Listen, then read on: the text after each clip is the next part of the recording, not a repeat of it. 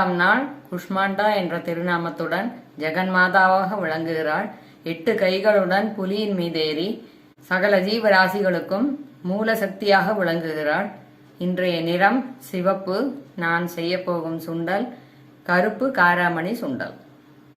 கருப்பு காராமணி சுண்டல் செய்ய தேவையான பொருட்கள்: கருப்பு காராமணி இந்த மாதிரி 1 கப்பு எடுத்து உப்பு சேர்த்து 4 மணி நேரம் ஊற வச்சு 4 விசில் விட்டு வேக வச்சு வச்சிருக்கேன். தனியா 1 ஸ்பூன், கடலைப்பருப்பு 1/2 ஸ்பூன், ஜீரகம் 1/2 ஸ்பூன், வரமிளகாய், நல்லெண்ணெய் 1/2 ஸ்பூன், 1/2 ஸ்பூன் கடுகு, தேங்காய் துருவல் 1 ஸ்பூன், கருவேப்பிலை. அடுப்பில் வாணலியை வச்சு அடுப்பை பற்ற வச்சுக்குவோம். இந்த தனியா இருக்கு இல்லையா, இதை போட்டுக்கலாம். கடலைப்பருப்பு போட்டுக்கலாம். மிளகாய் வத்தலையும் போட்டுக்கலாம். நல்லா வறுக்கணும். சவத்தை வறுக்கும் வெந்தடிச்சு நேரமாக அந்த மாதிரி சவுந்தோடனே இந்த ஈரகத்தை போட்டு ஒரு வாட்டி இந்த மாதிரி வதக்கி கொடுத்துடலாம். இதை நம்ம மிக்ஸி ஜாரில் ட்ரான்ஸ்ஃபர் பண்ணிடணும். திருப்பி அடுப்பில் வச்சு இந்த எண்ணெயை ஊற்றிக்கலாம். தாளிக்கிறதுக்கு கொஞ்சம் கருவேப்பிலையை வச்சு மீதி கருவேப்பிலையை இதில் போட்டுடலாம்.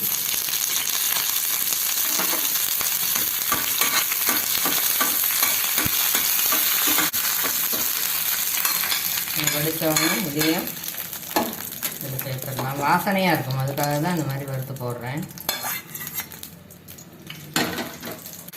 கடுகு போட்டுடலாம். கடுகு வடிக்கட்டும். கடுகு வடிச்சிடுச்சு. இப்போ அடுப்பை சின்னதாக வச்சு இந்த வேக வச்ச கருப்பு காராமணியை போட்டுடலாம். அடுப்பை ஹையில் வச்சு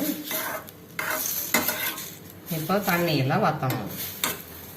தண்ணி வற்றுறதுக்குள்ளேயே நம்ம இந்த மாதிரி பொடிக்க வேண்டியது பொடிச்சு வச்சுப்போம்.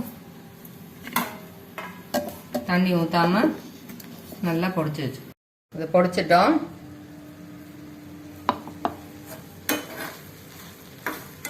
தண்ணி கொஞ்சமாக இருக்கு இல்லையா, இந்த சமயத்தில் அடுப்பை சின்னதாக வச்சு பொடிச்சு வச்சுருப்பாங்க இல்லையா, இதை இதுக்குள்ளே போட்டுடலாம்.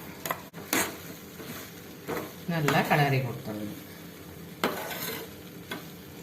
இந்த சுண்டல் கொஞ்சம் காரம் கொஞ்சம் இனிப்பு எல்லாமே சேர்ந்து இருக்கும். ரொம்ப நல்லாயிருக்கும். நல்லா கிளறிட்டோம். இப்போ அடுப்பை ஆஃப் பண்ணிடலாம்.